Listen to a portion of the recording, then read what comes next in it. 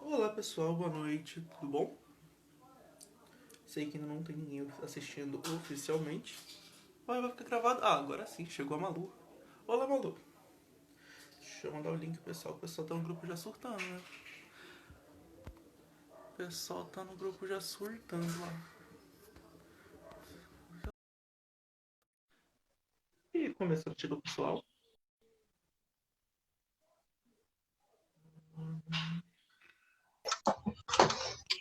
Boa noite, Boa noite, Miguel. Seja bem-vindo, tudo bom? tudo bom? Tudo ótimo. Deixa eu mandar o link pro pessoal do grupo. Deixa eu consigo posicionar melhor essa câmera.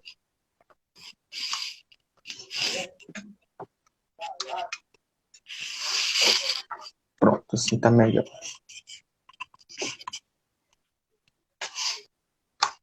Boa noite, pessoal.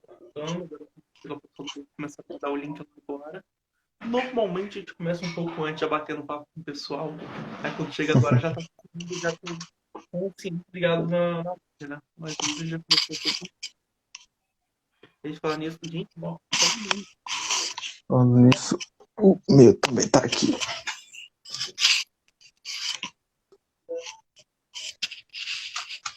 na cara reflete todas as pequenas figuras do óculos, gente, não é isso.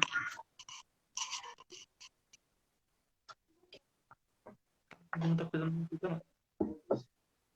E aí, pessoal, boa noite, já tá chegando gente aí, 20 pessoas. Hoje nossa live é sobre indie food. Eu acho que é esse termo. Food. Até o final a gente descobre como pronunciar o termo. Estamos hoje aqui com o José Antônio de novo, ele é da TCC. Eu tive essa, foi o quê? Foi terça e quarta. Até ontem estava em uma quadra de conversa sobre psicanálise. Estava sentindo falta de terapia cognitivo-comportamental. A live foi muito boa, mas psicanálise não é minha vida. João, se estiver por aí, eu amei a live, mas psicanálise não é minha vida. Apesar de eu gostar muito do tema. Eu tô quase incluindo isso no TCC já. Daqui a pouco eu vou ter neuropsicologia, TCC e psicanálise. Uma combinação super natural. Bom, cara, o microfone tá fazendo muito barulho aí, cara. Aqui? Porque ele tá esfregando na camisa e tá fazendo barulho, fica fazendo chiado. Deixa eu ver se eu consigo melhorar. Peguei a Tati aí agora. E agora, tá ainda? Tá não. Disparou. Pronto. Então, acho que já pode começar já. O pessoal que for pegando, depois assiste a gravação. E assim, o tempo já é curto, o Instagram a gente sabe que nos corta, não se encerra do nada. Apesar que da outra vez a gente voltou e ficou batendo papo aí depois. Então, vamos lá. O que é a Mindfulness? Como funciona essa técnica? Como se aplica a TCC? Respirar é mais complicado do que se parece. Fechar o olho, Tá. então, e não pensar em nada naquele momento, né? No caso, focar na respiração não é tão simples quanto parece. Tive matéria sobre isso na faculdade. No caso, o professor de TCC trouxe um pouco disso pra gente. E sim, você descobre muitas dores no corpo. A gente tem dessa. Aqueles cochilos que você dá de vez em quando, a dor no corpo.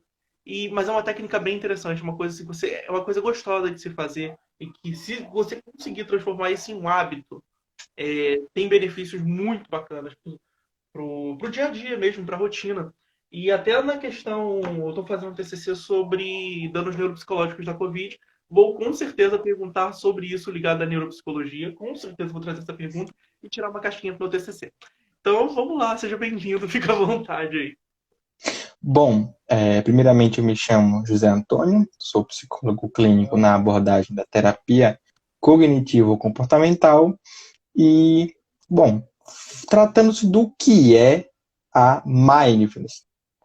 Bom, a Mindfulness, ela é uma terapia de terceira onda, ou seja, nós temos a terapia clássica, que seria a terapia cognitivo-comportamental beckniana, aquela que foi originada por Aaron Beck, e que vem do modelo pressuposto de você ter um pensamento automático, esse pensamento automático vai desencadear um sentimento, e esse sentimento vai determinar algumas possibilidades de comportamento de acordo com os seus esquemas. Os esquemas já entram terapia de segunda onda. E aí depois vem a mindfulness, que seria uma terapia de terceira onda.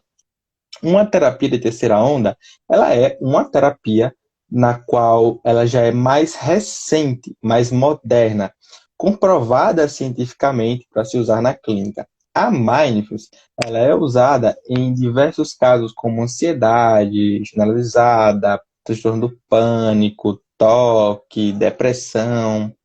Tá, mas aí, Antônio, o que é a mindfulness? A mindfulness, ela é uma meditação zen budista que parte do pressuposto de que os seus pensamentos são como nuvens. Vamos supor que... Eu acho que o exemplo melhor que se encaixa para o pessoal que está tendo contato pela primeira vez agora é o de que a mindfulness são como pensamentos automáticos, são como placas. Imagine que vocês estão sentados na janela de um ônibus e que você está olhando por essa janela e passam placas. Uma placa pare, uma placa proibida estacionar, só que o ônibus se encontra em movimento. Cada plaquinha dessa é um pensamento automático que você está tendo no seu dia. Por exemplo, eu esqueci de colocar o lixo lá fora. E aí vem outro pensamento. Eu tenho que terminar uma atividade no trabalho dentro do prazo. E aí vem outro pensamento. Eu tenho que cumprir uma meta na faculdade. E se você entra dentro desse pensamento, por exemplo, eu tenho que cumprir uma meta na faculdade, você já responde esse pensamento da seguinte forma, só para exemplificar. Essa meta depende de que eu estude o conteúdo e faça um artigo científico. Isso é um exemplo. E aí, mas esse conteúdo científico foi aquele conteúdo que eu não consegui assimilar bem. Então, eu preciso fazer um plano de estudos para a próxima terça-feira. Um exemplo. Então, quando você responde a um pensamento automático, você está tendo esse pensamento, e esse pensamento, cada um desses pensamentos, vai desencadear mais sentimentos. Mas, por exemplo, se você tem o pensamento de que eu não vou conseguir lidar com aquela disciplina X na faculdade, na escola, aonde você estiver. E aí você entende que você não precisa entrar dentro desse pensamento. Na TCC, padrão Berkiniana, você iria responder através de uma análise, certo, de fatores positivos e negativos. Por exemplo, tá, ok, eu tive o pensamento de que eu não vou conseguir lidar bem com aquela disciplina, mas quantas outras eu já consegui me sair bem? Eu tive um bom desempenho. Ah, várias. E quantas eu me saí mal? Ah, poucas. Então, você está fazendo uma análise desses pensamentos automáticos. Na Mindfulness, isso funciona diferente. Isso parte do pressuposto de que o pensamento ele é como uma nuvem, e a partir do momento que você entra dentro dele e começa a responder, você está criando um fator dominó desse pensamento, que um derruba o outro e assim vai. Mas se você não entra dentro desse pensamento, ou seja, se você não responde esse pensamento, você continua focado na sua respiração, na sensação do ar entrar, na sensação do ar sair, você está fazendo com que a sua mente siga sem te dar a ansiedade, ou seja, sem desencadear a ansiedade. E aí você começa a entender e perceber que os pensamentos eles vêm e vão o tempo inteiro. A nossa mente não para de pensar nem quando a gente está dormindo. Então, isso é natural, ter pensamentos. É natural a cada situação que você está passando e a cada momento. Então, a maior dificuldade da mindfulness, segunda maior dificuldade é essa, a de conseguir administrar esses pensamentos. Porém, a principal maior dificuldade, ela já é prática, que é a da respiração diafragmática. Tá, mas o que é a respiração diafragmática? Bom, a nossa respiração, ela é uma respiração ocidental. Aqui no Ocidente, nós somos acostumados ao modo de vida no qual a gente precisa sempre fazer várias coisas e ao mesmo tempo e em um prazo reduzido. Lá no Oriente, ou seja, estou falando da Europa para lá, eles fazem uma coisinha de cada vez. Então vocês percebem que os monges budistas, eles sempre estão calmos, porque eles estão acostumados desde a infância, desde o nascimento, a usar a respiração diafragmática, que seria a respiração correta do nosso corpo. Tá, mas e por que aqui no Ocidente tem um nome para isso, ou seja, o nome de respiração diafragmática? Porque para a gente isso é muito difícil, a nossa respiração é curta. Ela é muito curta comparada à respiração do Oriente. Então nós respiramos errado. Quando eu quero ensinar para algum paciente como é a respiração correta, eu sempre pergunto: tu já viu a respiração de um bebê recém-nascido? Porque o bebê, ele teve muito pouco contato com a sociedade, com a quantidade de estímulos. Então, as demandas que foram impostas para ele e a variedade de estímulos externos que foram bombardeando a mente desse ser humano foi menor comparado a um adulto, a um adolescente. Então, se você for notar a respiração de um recém-nascido, ela sempre faz com que o abdômen vá para frente ao exalar e vá para dentro ao inalar o ar. Então, é a respiração natural do nosso corpo.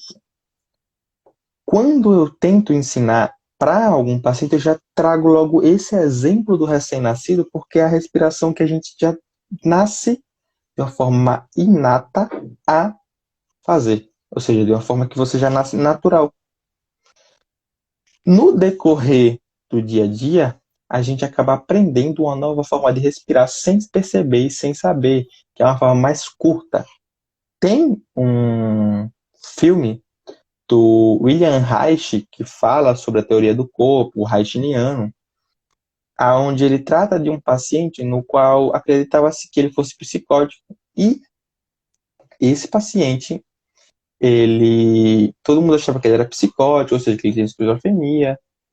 E o Reich, ao analisar o caso desse paciente, diz: olha, ele não tem esquizofrenia, ele tem apenas uma respiração curta, e a ansiedade dele era tão alta devido a essa respiração ser curta que ele dava surtos e as pessoas achavam que ele tinha uma psicose por ter um surto tão intenso, mas era na verdade a ansiedade.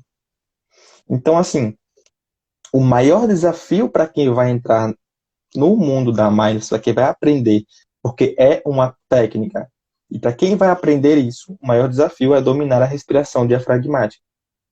De que forma? Bom, respiração diafragmática significa que você vai ter que respirar com o diafragma. E aí entra a questão de que para você aprender algo que você não é acostumado e habitual, você tem pontos que parecem ser negativos. Por exemplo, eu tive um paciente que ele começou a fazer a respiração diafragmática e que ele chegou para mim e falou assim: olha, eu fiz essa respiração e eu tive sono nos primeiros dias, na primeira semana. Eu expliquei para ele que o nível de gás oxigênio e carbônico do cérebro dele não estava acostumado para fazer a respiração diafragmática e ele começou a sentir sono devido a isso, porque ele estava acostumado em um ritmo muito mais acelerado e quando ele faz a respiração diafragmática, esse nível de gás oxigênio e carbônico acaba se equilibrando. Logo, ele fica mais calmo e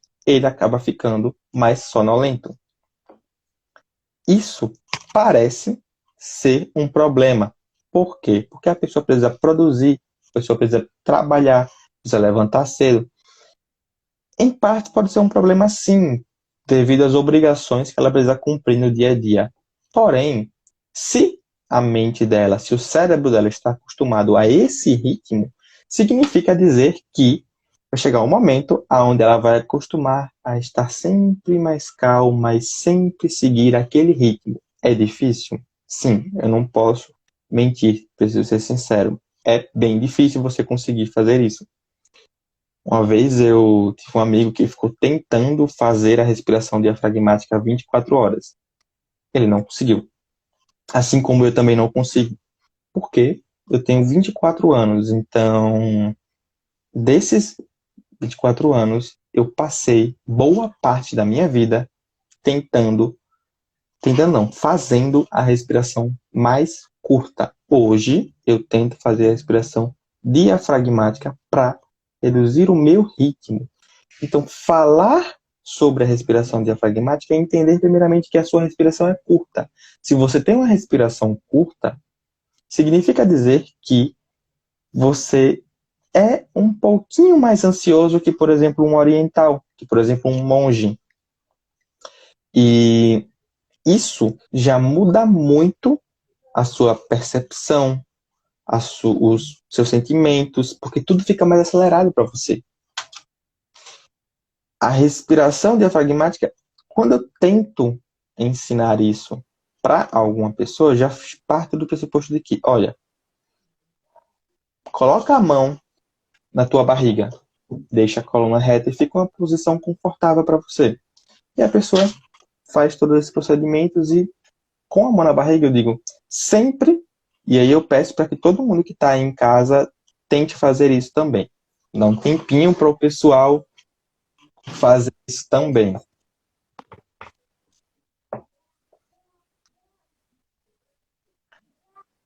Ó, queria mandar um abraço para o Mariano e para a Vanécia, tá? Boa noite para eles também. Bom, todo mundo que estiver em casa, por favor, fica em uma posição com a coluna reta, tá? Confortável para vocês e coloca a mão no abdômen.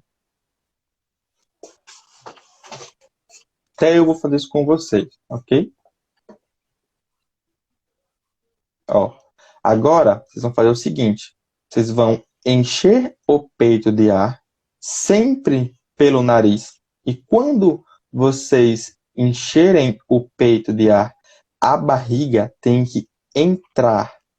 Quando vocês exalarem o ar, vocês vão fazer essa barriga saltar para fora, junto do abdômen, sempre, tá? Vamos tentar. Ó, na minha contagem, por favor. 1, e soltando bem devagar. 2.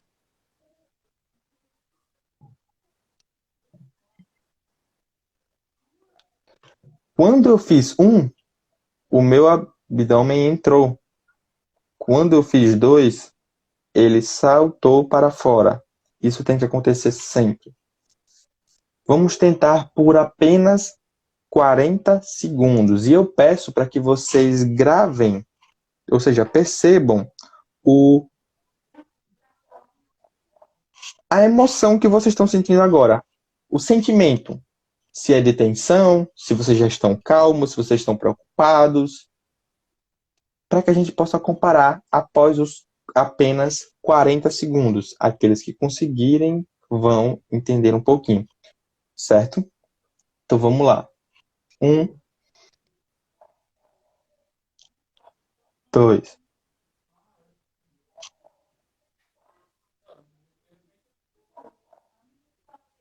1,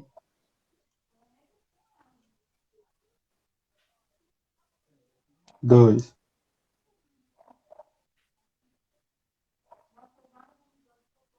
1,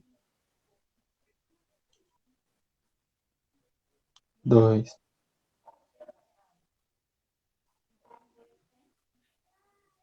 Um, dois,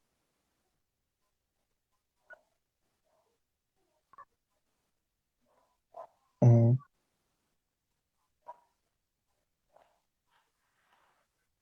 dois,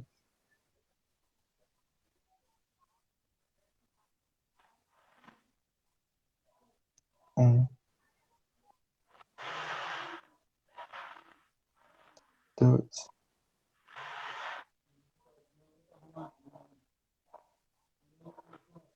um,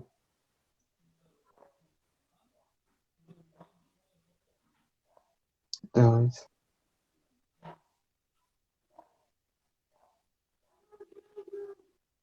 um, dois, um, dois,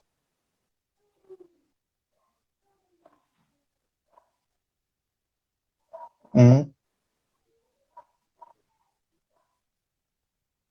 dois.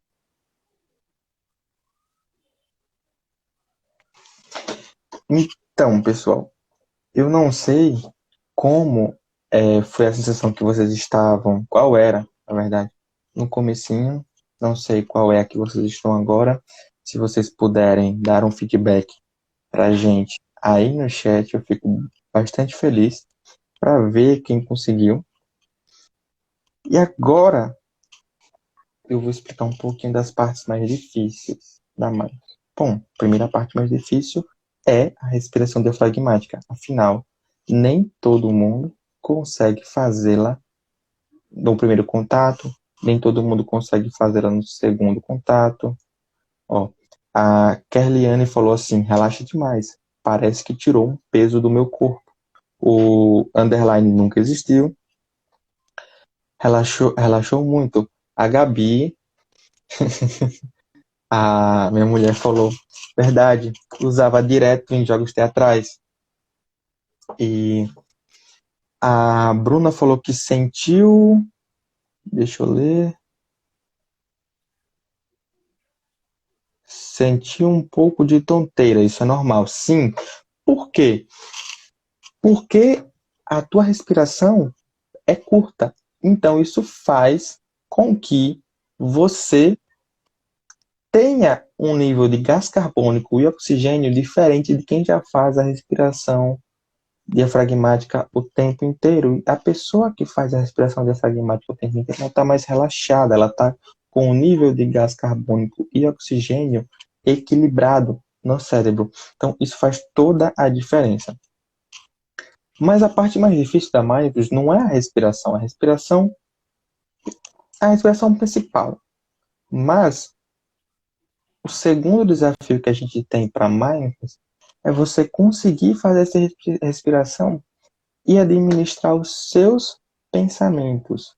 Então, quando você está respirando, você está o tempo inteiro pensando em: eu preciso limpar a casa, eu preciso fazer uma atividade do trabalho, eu preciso cumprir uma meta, eu preciso terminar o trabalho da faculdade. Então, você está respirando e os pensamentos eles vêm e vão o tempo inteiro. Isso faz com que você acabe perdendo o foco da respiração. Somente a respiração ela é só uma respiração, mas quando você consegue dominar a técnica, você está fazendo a meditação. Ah, eu coloquei um podcast ou um áudio e eu vi uma pessoa falando. Então, se tem uma pessoa falando, já é uma meditação guiada. Não é uma meditação, porque tem a diferença entre meditação guiada e meditação. A meditação guiada, imagina que você está sentado em um carro ou um ônibus e tem alguém pilotando, dirigindo. E essa pessoa está te levando para um destino. Então, isso é a meditação guiada. Você não tem o total controle. A meditação guiada ela é interessante no primeiro contato para que você possa aprender a técnica. E aí, mais para frente, você pode fazer a meditação sozinho. A meditação sozinho já é como se você estivesse no banco da frente, dirigindo o carro, e esse carro estivesse no piloto automático, só que o piloto automático é a sua mente, os seus sentimentos. Então, aprender a técnica vai fazer toda a diferença na hora de fazer a sua meditação. Porque você não está indo para um caminho que você não sabe, você está indo para o seu caminho, o seu ritmo. E é aí que entra a dificuldade, porque quando você está fazendo a respiração é o primeiro passo, você vai aprender somente a respiração. Depois, você vai entender aonde você está indo e onde você vai chegar. Depois, você vai entender que a Mindfulness ela é uma meditação de atenção plena. E aí, poxa, Antônio, você disse que a Mindfulness é uma respiração de atenção plena, mas eu não posso pensar em outras coisas. Como assim? Como eu vou fazer uma meditação se eu não posso pensar e se a atenção requer que eu esteja atento a alguma coisa? Você pode fazer a Mindfulness dirigindo, conversando com a pessoa, deitado para dormir, depende do momento e do quanto você domina essa habilidade. Mas, por exemplo, enquanto você está fazendo a respiração diafragmática, você está sempre atento à sua respiração. E aí vem um pensamento de eu preciso cumprir uma meta X. Só que aí você volta a sua atenção para a sensação do ar entrando. Para algumas pessoas é a sensação do ar entrando. Para outras é a sensação do peito enchendo de ar. Para outras é a sensação do ar saindo. Para outras é a temperatura que esse ar entra ou a temperatura que esse ar sai. Para cada pessoa, uma dessas sensações é mais evidente. E aí você sempre vai focar nela e vai voltar a sua atenção para ela. Sempre que a sua mente vagar, não tem problema. Você vai sempre focar a atenção na sensação do ar entrando ou saindo. Os pensamentos vão vir e ir o tempo inteiro. Você vai pensar na meta do trabalho, na atividade que você tem que cumprir, isso, aquilo, outro. Mas pensou nisso, ou seja, lembrou disso. Você volta a atenção para a sensação do ar entrando e saindo, da temperatura do ar, daquela sensação que para você for mais evidente.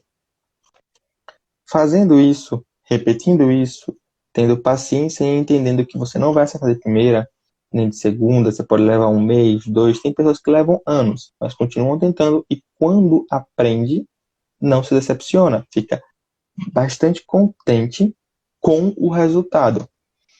Depois que você dominou a Mindfulness, você já começa a partir para um estágio mais avançado, que seria, por exemplo, enquanto você está fazendo a respiração diafragmática, enquanto você está focando a atenção naquela sensação da respiração, que para você é mais evidente, você volta a sua atenção para, por exemplo, as meias que você está usando. E aí você começa a focar a sensação e sentir essa meia envolvendo todo o seu pé. Se você sente somente a meia, continua inspirando e expirando. Depois, você já sente o sapato que você está usando ou o chinelo. Depois, você sente a calça e aí você já está sentindo a respiração por completo, a meia, o sapato e a calça. Depois, as roupas íntimas. Depois, a camisa. E aí você está sentindo a respiração, a meia, o sapato, a calça e as roupas do corpo. Depois você está sentindo suas pernas. Depois está sentindo seus braços. Depois o tronco. E aí, pouco a pouco, você começa a ter a atenção plena corporal. Aí você partiu para todo esse estágio, dominou ele, e aí você pode partir para os estímulos ambientais. Por exemplo, aí é onde o Nicolas está. Ele sabe que ele tem umas paredes com várias anotações. Ele sabe que ele tem a luz do ambiente. Ele sabe que ele tem as roupas do corpo. Ele sabe que ele tem diversos estímulos ambientais que, usando a mindfulness e dominando essa habilidade, ele vai ter total atenção plena do ambiente. Talvez ele esteja escutando barulhos da rua, que aí quando passar, ele vai perceber cada um desses estímulos externos e ele vai conseguir, e é aí que vem a maior sacada da mindfulness. Quando você já está em um estado de mindfulness, ou seja, em um estado de atenção plena, você consegue ter a atenção de túnel, ou seja, eu conseguia ler no corredor da minha faculdade com luz no ambiente, carros passando na rua, pessoas conversando e passando na minha frente, a máquina de café a 1 metro de distância de mim e pessoas pedindo café. E eram diversos estímulos ambientais, muito barulho, mas isso para mim foi um desafio para dominar a mindfulness, para que eu pudesse focar a atenção somente no que eu estava lendo. Então, a partir do momento em que a sua mente tem total consciência de todos os estímulos ambientais, ela consegue focar somente em um. É fácil? Não, não é fácil. É impossível? Claro que não. Você consegue sim.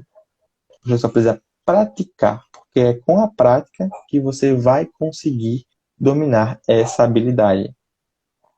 Se for então uma pessoa distraída que nem eu, você percebe todos os estímulos ao redor e quer prestar atenção em todos ao mesmo tempo. Só que você começa a prestar em uma coisa que está acontecendo lá na rua e esquece o que você está fazendo aqui. É, Mas eu sou um grande exemplo disso, porque eu tenho TDAH. muito autocontrole. Necessita de muito autocontrole. Mas chegou uma questão aqui interessante. Você até chegou a comentar sobre isso. Ana. Ana. Eu não vou escrever o nome todo, não. Eu não sei nem se é o nome todo aqui. Existem pacientes que ficam mais ansiosos durante a técnica do mindfulness. Mindfulness. Falei que até o final vai. Isso é comum acontecer? Sim, uma coisa que eu sempre converso com os pacientes é o seguinte: a mindfulness, uma, ela é como um músculo. Vamos pegar esse exemplo. Vamos supor que você quer levantar um peso de 30 quilos e você não tem força, ou seja, significa dizer que o seu músculo não está bem desenvolvido para levantar esses 30 quilos. E aí você começa a ir para a academia. Você começa a treinar todos os dias esse músculo. Vai chegar um momento que você vai precisar usar ele, ou seja, por alguma situação você precisou levantar 30 quilos de novo. O seu desempenho para levantar esse peso vai ser totalmente diferente do que seria se você não tivesse treinado. Então, vamos trazer isso agora para o exemplo da pessoa ansiosa. A pessoa ansiosa tentou usar a mindfulness e nunca usou. Ela não vai conseguir se relaxar. Então, ela está ali ansiosa, aconteceu uma situação, uma batida de trânsito, ela está ansiosa, quer usar a mindfulness para relaxar. Você vai conseguir? Claro que não. Mas, agora vamos supor que ela usou a mindfulness uma vez, fez lá uma videoaula ou alguma coisa assim, e ela relaxou. Mas aí aconteceu alguma situação, ela ficou ansiosa e tentou usar. Ela vai conseguir? Muito provavelmente não. Agora vamos pegar aquela pessoa que aprendeu a respiração diafragmática, fez a mindfulness, está treinando ali suas 2, 3 vezes por semana, ela já é ansiosa, mas sempre que ela treina, ela já muda o seu estado mental, muda as suas emoções, e aí acontece uma situação na qual ela está ansiosa, na qual para ela é incômodo. E aí ela usa a mindfulness. O desempenho dela, comparado a uma pessoa que não treinou, vai ser outro, vai ser totalmente diferente. Porque ela exercitou esse músculo, ela treinou essa habilidade. Então ela já tem a noção, já tem a prática, já tem o conhecimento teórico e prático. É outra situação. É, também vale aquela questão, né, pessoal? Na mindfulness, na mind, a gente pensa muito a gente vai muito nos pensamentos. Então a gente para se concentrar na respiração, porém os pensamentos ficam vindo. A pessoa que já é ansiosa, ela vai se deixar levar por esses pensamentos. O mesmo vai acontecer, por exemplo, como um caso de uma amiga, acho que ela está até aí, a Tati. A paciente estava numa questão de luto, a respiração em si era uma medida para poder aliviar a ansiedade, porém tinha a possibilidade dela nessa questão, nessa respiração, na tentativa da Mind, acabar se deixando levar pelos pensamentos relacionados à pessoa falecida. Então poderia não gerar esse resultado de cara, né? Sim, Poderia. a mindfulness ela é muito usada, e isso responde também um pouquinho da pergunta da Nicole. Ó. Ela pergunta assim: o que você consegue trabalhar com essa técnica? Quais as demandas você mais atende? Bom, são duas perguntas, eu vou responder separado junto com o que o Nicolas acabou de pontuar. A mindfulness, ela parte do pressuposto de que você está o tempo inteiro tendo pensamentos, tendo sentimentos, e tudo isso vai gerar ansiedade, vai gerar uma bola de neve, vai fazer com que você tenha o ritmo da sua mente sempre mais acelerado. Ok. Quando você está passando por situações desse tipo, que vem um pensamento, que desencadeia um sentimento, e isso leva a outro pensamento com outro sentimento, e começa a vir uma coisa atrás da outra, significa dizer que você está entrando num ciclo e isso não vai parar até você dar um stop nisso. E a sua mente começa a ficar cada vez mais acelerada.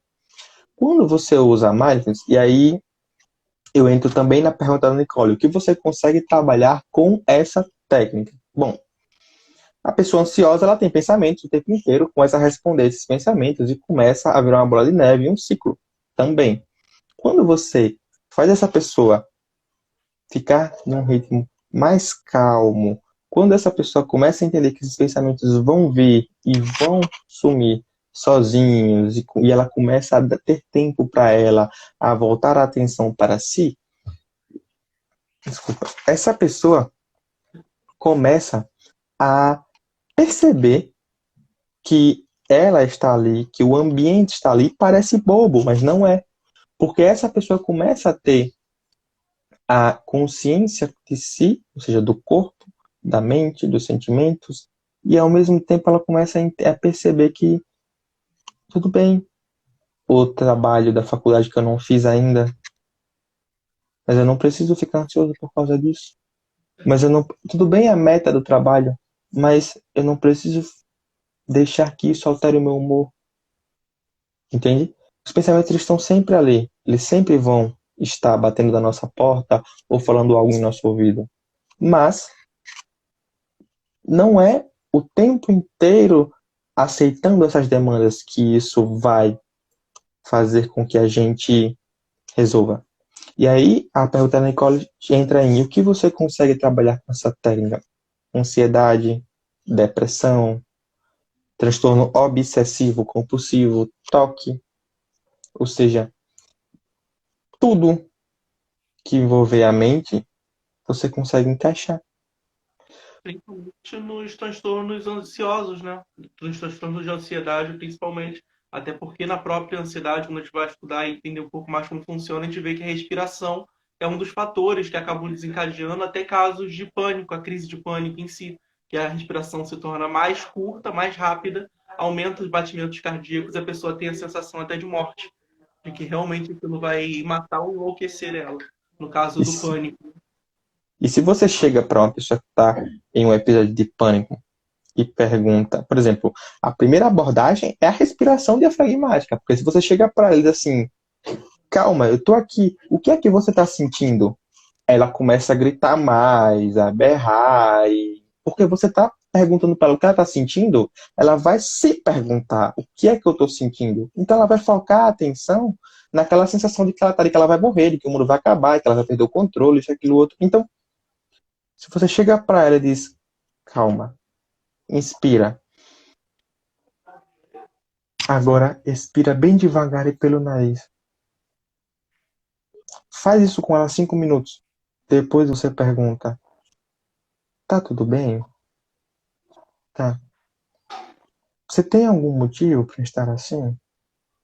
Depois você começa a abordar em pontos menores. Então, primeiro, faz passar a crise. Ou seja, o sentimento. Ó, a Nicole pergunta assim, quais livros você indica para começar a estudar sobre? Nicole, você pode começar por Atenção Plena, de Mark Williams. E depois quando você aprender o Atenção Plena do Mark Williams, você pode partir para os livros da Archimedes, tá? Que aí você vai ver já uma parte mais técnica sobre mindfulness. Eles têm vários livros sobre a mindfulness, ok? Tem várias edições também sobre cada um deles.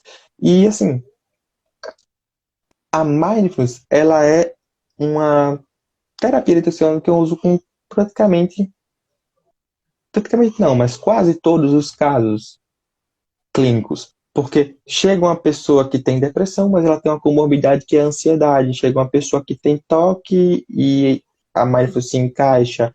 Chega uma pessoa que tem TAG, chega uma pessoa que tem episódios de pânico, ou seja, já está caminhando para um transtorno de pânico, e assim a gente vai tentando. O cara que tem pânico vai conseguir usar a mindfulness? Não. Se ele nunca usou, não. Mas se ele já usou, se ele já dominou essa habilidade, ele vai conseguir. E aí, na crise de pânico, ele já consegue ter um desempenho melhor. É um E, desafio, né? vai. Não, conclui.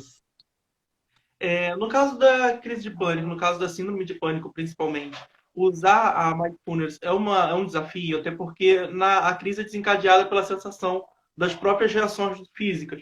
E quando a gente começa a se concentrar, principalmente na respiração, no corpo, ter essa atenção, a gente vai perceber dores no corpo causadas pela ansiedade, a gente pode perceber estados alterados do organismo, do biológico, e isso pode desencadear o transtorno do pânico, no caso, uma crise devido a essa percepção, no caso, disfuncional das sensações, das reações físicas.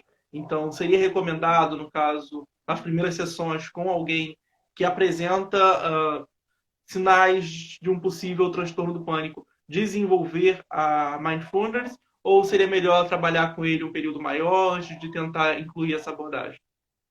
Ó, se a pessoa nunca usou a, a mindfulness e ela está tendo uma crise de pânico, é interessante que durante essa crise de pânico você utilize a respiração diafragmática, que a mindfulness vai muito mais além do que somente a respiração diafragmática. Mas se ela já é uma pessoa que já aprendeu a respiração diafragmática, já aprendeu a mindfulness, ela pode sim e vai ter um bom desempenho durante a crise de pânico, desde que ela comece pela respiração diafragmática, ela comece pelo mais básico.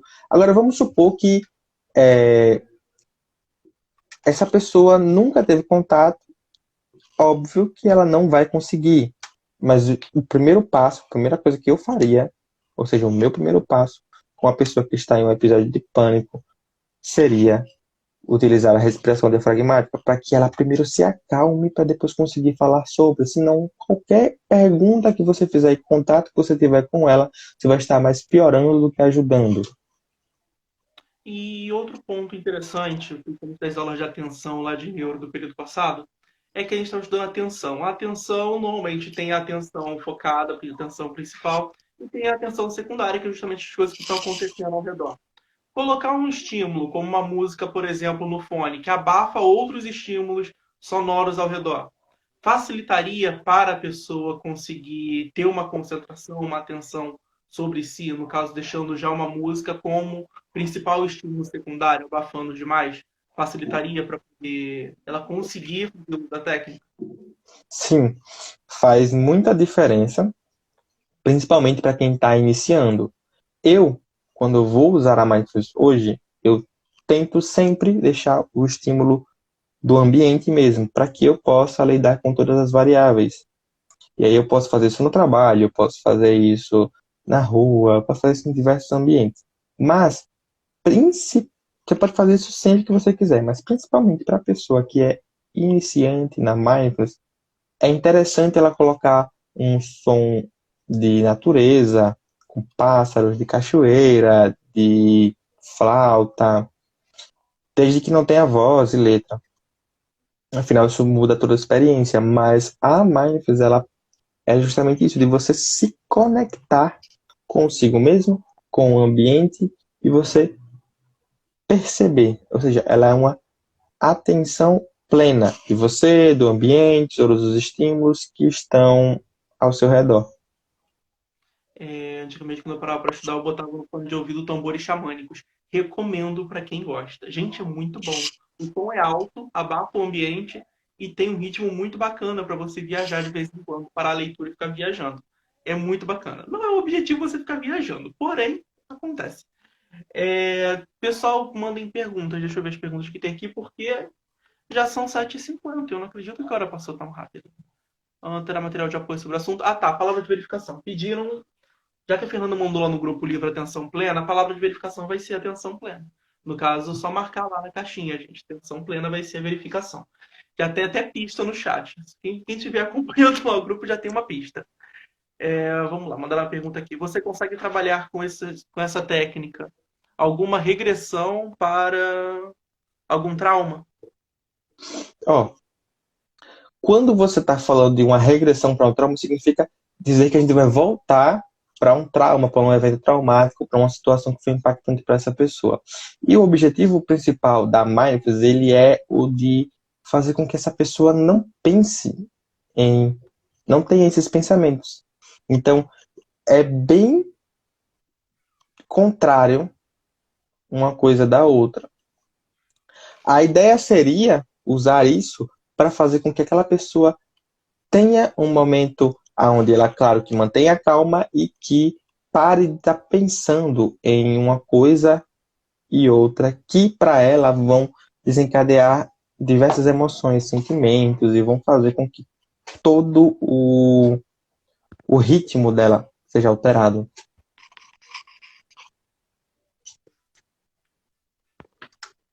Pronto, fixei a palavra de verificação aí. E a menina falou aqui de asma. Gente, eu nunca entendi muito bem o sentido de asma, mas eu já gravei alguns dias. A palavra de verificação vocês vão colocar no formulário, tá, gente? De presença que vai ser enviado no grupo lá. E quem não estiver no grupo, manda mensagem pra gente poder gravar e aprovar o destaque no nosso perfil, gente. Agradecemos demais. Vamos lá, já falou sobre o que é a Mindfulness, já falou sobre a aplicação, sobre a técnica, sobre consequências. O que tem de pesquisa recente, assim, saindo sobre a Mindfulness? Olha, eu gosto bastante dos livros da Artmed, afinal, a Artmed, né? Ela é a editora que faz mais livros para medicina, conhecida no mundo inteiro. Os livros do Aaron Tim Beck foram traduzidos pela Artmed, são publicados em. Tem livro que foi publicado em mais de 51 países diferentes. Então, assim, ela é a mais popular. Da Artmed, você encontra diversos livros sobre a mindfulness. Para o pessoal que está começando, eu prefiro que procure os livros do Mark Williams. Mas se você já é um profissional de psicologia ou se está mais antenado com os jargões técnicos, com toda a linguagem, você já pode partir para o livro da Artmed.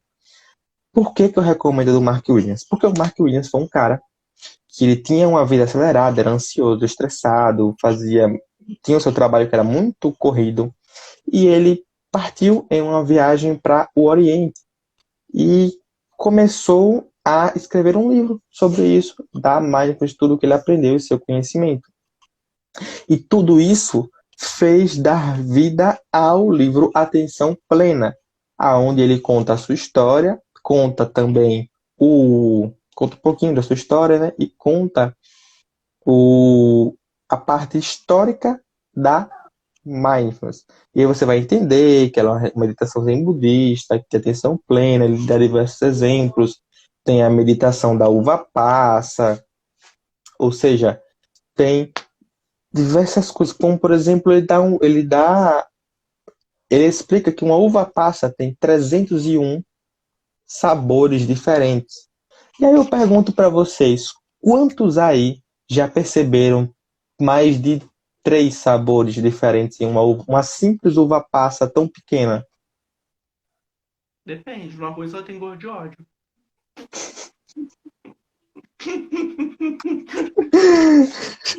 É tão bom a uva passa no arroz? Mas o que o Mark Williams está falando é que quando a gente come a uva passa, a nossa respiração é curta, a nossa atenção está dividida, a gente não consegue focar. Quantas vezes vocês comeram pensando no que vai fazer depois que terminar de comer? Chega, eu tenho que escovar os dentes rápido, sair, para trabalhar isso, aquilo, outro. Então, quantas vezes você comeu comendo? Ou seja, comer, focando a atenção no cheiro da comida, nas cores dessa comida, no formato que essa uva passa tem. Vamos supor que você está comendo uma uva passa. E aí, quando você primeiro. Ele dá até um exemplo. Pegue a uva passa, coloque no ouvido e tente escutar que som. É claro que ela não vai ter um som, mas que som essa uva passa teria se você fosse ouvi-la.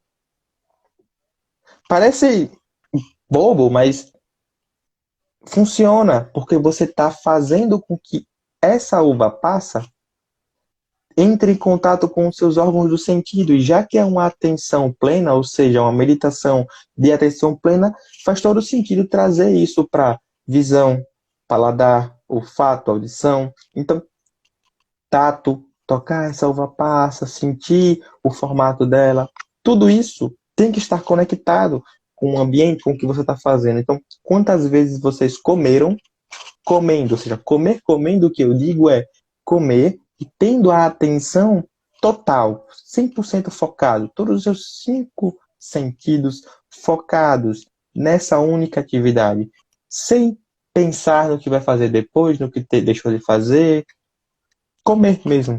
É simples, É mas uma coisa muito que a gente vê nos programas de culinária, no caso, né? Quando o chefe prova a comida, que ele diz os pontos de sabor que tem ali, o que está acontecendo. Não, tem um toque de mostarda, tem um alho lá no fundo, que não sei o que lá. É você experimentar a comida. Pessoal, para superar o trauma, não pensem na uva passa, pensem numa Ruffles. Uma batata, a crocância, o cheiro, a consistência, o barulho do pacotinho abrindo, aquele aroma que sobe. Se pegar, então, Doritos, o cheiro que sobe quando abre aquele pacote é uma coisa maravilhosa. É, no caso, seria o contato, a atenção, o sentir realmente do que você está experimentando, do que você está fazendo, do que você está comendo. Ah, os sabores que tem no prato, você muitas vezes não sabe nem o que você comeu separado. Ah, tinha isso. Sério?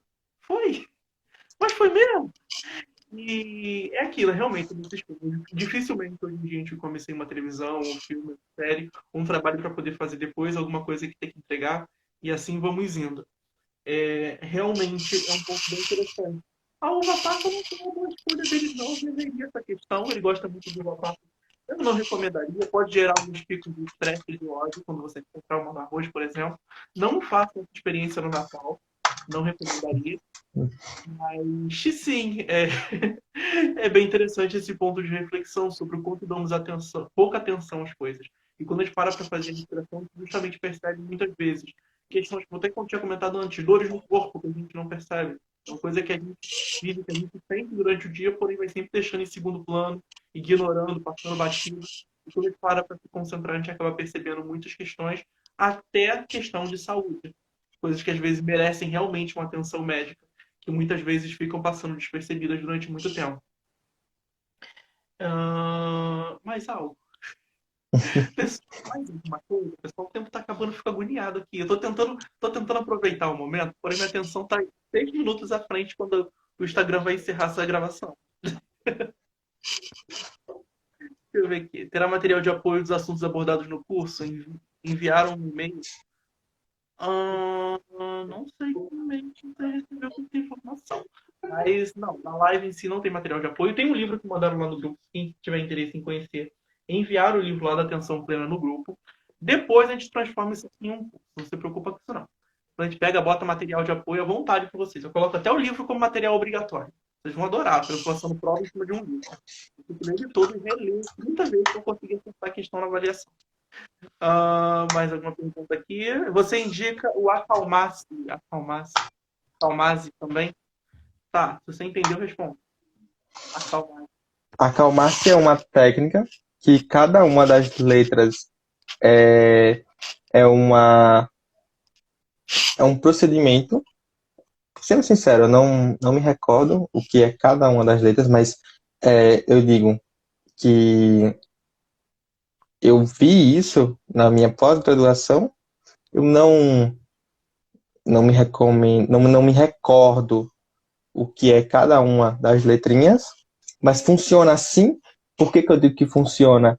porque eu vi essa técnica lá na minha pós-graduação, tá? Eu estudo na PUC do Rio Grande do Sul, com professores que escreveram livros para arte média, e quando eles trazem alguma técnica, algum procedimento clínico, é porque eles já usaram muito. Claro que é aquela coisa, o profissional tem que entender que uma técnica serve para um caso, outra serve para outro, e a gente precisa sempre ter esse jogo de cintura.